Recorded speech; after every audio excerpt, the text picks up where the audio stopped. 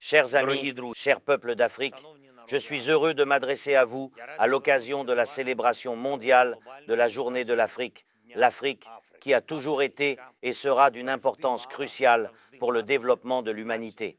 Actuellement, il n'y a pas de vrai dirigeant qui ne sera en mesure de voir que la disposition des forces à l'échelle planétaire est en train de subir des changements d'envergure et que dans ce siècle, il est hors de question que vous soyez forts sans que vous ne vous entreteniez avec des nations africaines et sans que vous ne soyez respectés par celles-ci. Il ne s'agit même pas d'aspects strictement politiques. Le fait est que ce sera l'Afrique, ses citoyens, ses capacités et sa stabilité qui définiront les contours de ce dont notre planète est capable.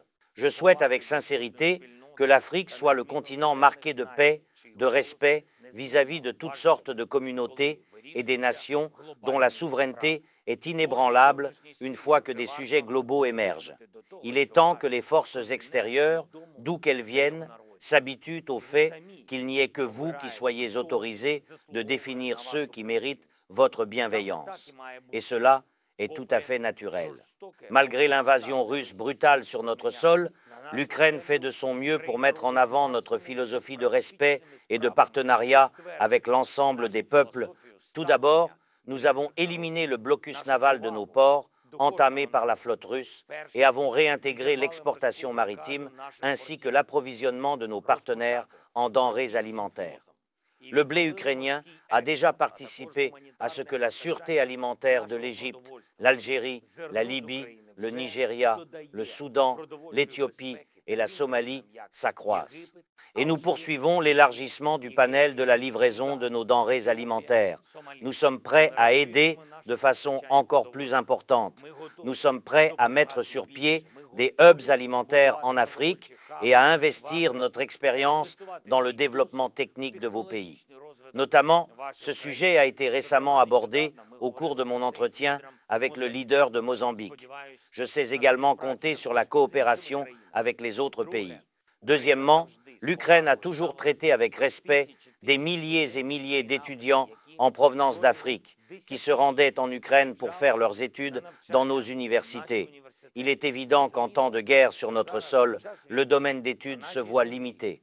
En revanche, celui-ci sera sans doute restauré, y compris sur fond des nécessités actuelles. Chaque peuple mérite de posséder une souveraineté éducative solide en vue d'avoir ses propres bases fondamentales pour le développement social dans son propre pays, afin que les jeunes restent sur leur terre natale et construisent une vie avec efficacité pour leur patrie. Nous sommes entièrement prêts à y contribuer. Troisièmement, les fonds baptismaux de la vie d'aujourd'hui, c'est l'aspect énergétique.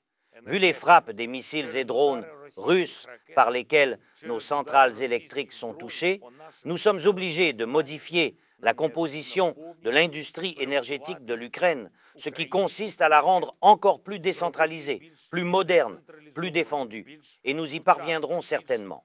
L'Ukraine sera reconstruite. Cette reconstruction sera une occasion non seulement d'investir dans notre pays, ce qui aidera également les pays partenaires, mais aussi de trouver des moyens de transmettre l'expérience acquise dans le domaine de la sécurité et de l'industrie énergétique moderne.